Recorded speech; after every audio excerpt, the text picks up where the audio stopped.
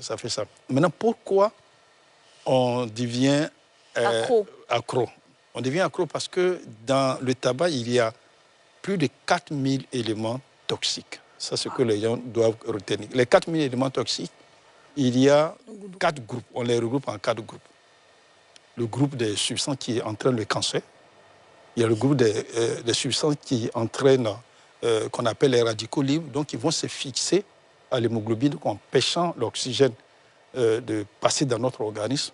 Il y a le groupe des substances qui, sur le passage de la fumée, qu'on appelle les irritants, qui vont donc irriter la muqueuse. C'est pourquoi souvent les fumeurs ont des voix qui changent. Oui, ou bien vrai. quand vous regardez. Yasmine, c'est ce qui a fait ta voix comme ça? Non, chez moi, par contre, mon petit frère a la même voix que moi. Okay. Mais j'avoue que la cigarette a été quand même un élément qui a quand même... qui m'a donné cette voix. Et puis la boisson. Parce que tu sais, la cigarette va à la boisson. Et donc quand tu arrêtes de fumer, tu arrêtes de boire automatiquement. Très bien. Et tu peux boire et tu pas fumer. Et donc la voix... La voix, donc c'est ça qui détruit aussi la muqueuse et qui est responsable des maladies graves telles que la bronchopneumopathie chronique. Ce sont des personnes qui vivent mais qui ont obligatoirement besoin d'un appareil pour pouvoir respirer. Oui, donc ça, c'est les formes graves. Mais... Non, pas qui...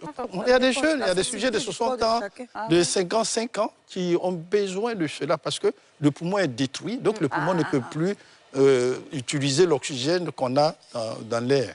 Donc ces personnes sont obligées, sont obligées de prendre l'appareil pour pouvoir avoir donc les 4 groupes, on a les radicaux libres, on a les substances qui entraînent le cancer. Et puis les irritants. Les irritants, donc c'est pour la voix là. Voilà, et puis le dernier groupe, c'est ceux qui sont responsables de la dépendance. De la dépendance. De la dépendance, dont le chef de file est la nicotine. C'est quoi la nicotine exactement? C'est quoi? C'est une molécule? C'est une molécule. Quoi? Justement, la nicotine ressemble à une substance naturelle de notre organisme qu'on appelle l'acétylcholine. Donc cette substance-là, c'est lui qui diffuse les informations entre les nerfs. Et donc la nicotine prend cette place, la place de cette molécule qu'on appelle aussi l'acétylcholine. Par conséquent, ça donne des influx nerveux. Et donc, chaque fois que l'organisme est obligé de créer encore des récepteurs pour pouvoir contenir la nicotine. Non, ils ont fait exprès pour mettre ça dedans. Non, c'est naturellement dans le tabac. Le tabac, Mais justement, c'est que les sociétés de tabac utilisent cet aspect. Ils font de sorte qu'il y ait suffisamment de nicotine. C'est pourquoi, avant, il y avait des normes. Dans les pays développés, il y a des normes, c'est-à-dire que